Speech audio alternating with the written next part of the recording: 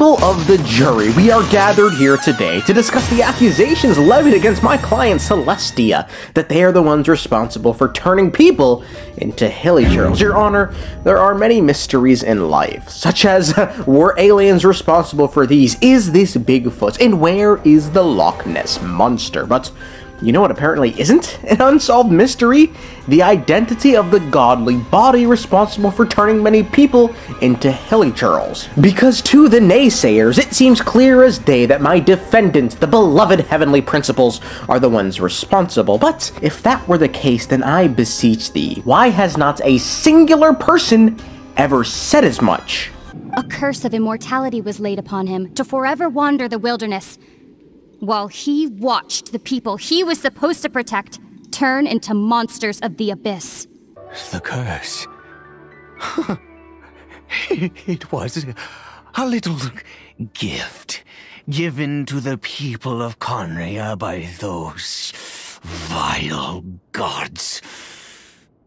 We lost our home, our loved ones, everything.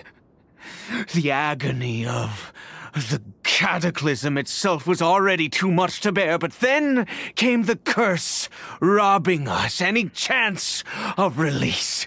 I'm sorry, Your Honor, but vile gods!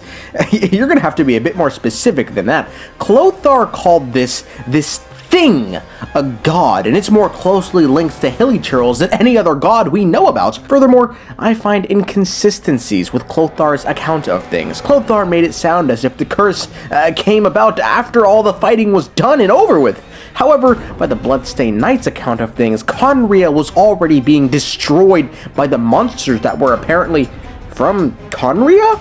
Quote, he ventured into the fallen ancient kingdom and died in battle in the monster's lair. At the bottom of the world, he learned the origin of the monsters that destroyed the now ancient kingdom. The ancient kingdom was wrongfully cursed, turning its inhabitants into monsters. So which is it? Was the fighting in Conria over and then they were all cursed, as Clothar suggests? Or was Celestia doing double duty, repelling the abyss while also adding to its numbers by creating more monsters? Guys, it's illogical. Let's not forget, people of the jury, Hilichurls are abyssal in nature. We saw it with Kari Bear, and we see it every time a Hilichurl dies. Why then, if Celestia is focused on repelling the abyss to keep humanity safe, would they then add to its numbers by creating more monsters of the abyss? It doesn't make sense, I'm afraid. That Celestia would be the ones responsible for turning people into Hilichurls. And with that, my friends, I rest my case. So now come, grab a drink, raise it in celebration for Celestia, which has just had its name cleared. In Daddy Fanes, we trust the Deity Grand, Fane's primordial one, ruler of the land. From chaos emerged in cosmic embrace, a divine essence, the origins not so fast. Are you purposefully forgetting the two most important details in regards to this entire case? I don't know what you're talking about. Salvanir, and the earliest mention of Hilichurls, my people. We know that Hilichurls have long since existed before the cataclysm, so then would it not be reasonable to assume that it's these much older Hilichurls that are the ones aiding in the destruction of Conria, as opposed to the unreasonable and unfounded assumption that Celestia was doing, what did you call it, double duty? Furthermore, your entire argument is based on how illogical it would be for Celestia to create Hilichurls solely based on one man's experience in Conria. You even seem to imply that the Abyss is what's creating these monsters, but then I ask, what of the scribe of Salvanir? Too scared to speak? Well then allow me to continue, dumb fuck. The kingdom of Salvanir was one that merely questioned the authority of the heavens before a spike came down and brought ruin. The scribe of this once prosperous nation was named Ukko, and he was a man who cursed the heavens with his final breath.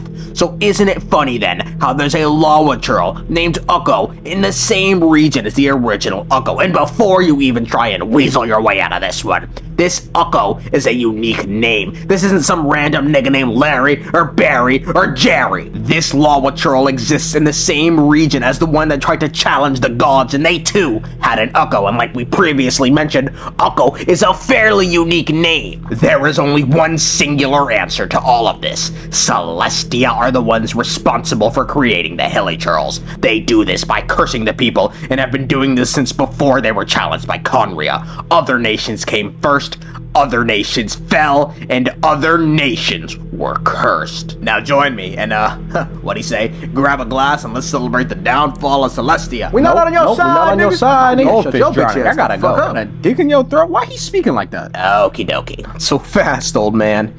It seems like you're the one being forgetful. Tell me, have you forgotten the story of King Deshret, a man who attempted to use forbidden knowledge to overthrow Celestia in the same exact manner as Khaenri'ah, only to destroy his entire kingdom and introducing the Withering and Elazar into Teyvat? Yet, so far as we know, we have no recorded history of people being turned into Hilichurls from this once prosperous region. Why is that? Yes, like you said, Hilichurls have existed long before Khaenri'ah was ever destroyed, and an especially interesting example of that is the fall of the ancient city Jurabad. It's said that its people were, quote, scattered amidst a world of darkness, left to become wild creatures who had lost their language and faces.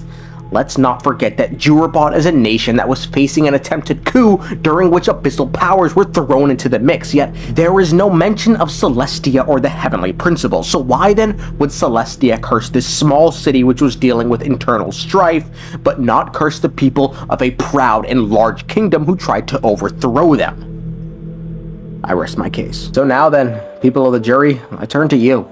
What do you think? Are the gods in the sky responsible for turning people into monsters, or is it merely a consequence of intertwining oneself with abyssal powers? I can speak normally now. This is, oh my god, yeah, my throat definitely, it feels like it was, never mind.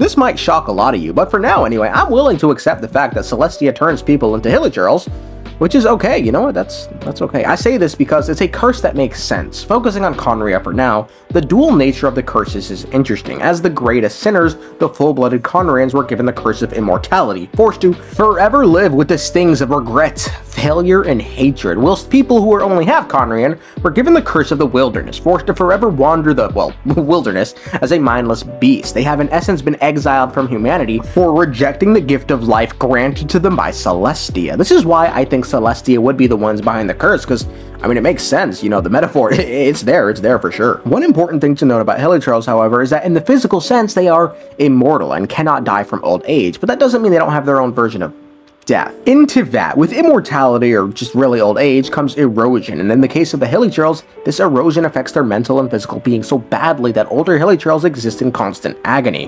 When they get to this point, these Hilichurls make their way to the chasm, where the effects of the curse are weakened and they can die. As such, this is an especially brutal punishment given to the people of Khaenri'ah, probably meant to deter them from trying anything else again. Another question I have surrounding Hilichurls are Samachurls. It is not currently known how they are able to wield elemental energy without a vision.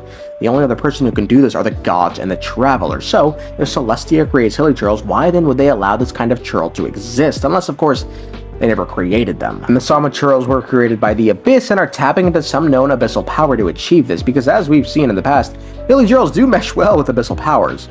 Or it could be Celestia created them and the Samachurls are just doing this anyway, but I don't know, it still seems weird. Ultimately, the true nature of Hilichurls is something we can't really figure out right now, because all the information we have on who they really are comes from biased as hell Khaenri'ahns who lost the game of fuck around and find outs, and the other party is Celestia, who's, how do I say, sleeping? So,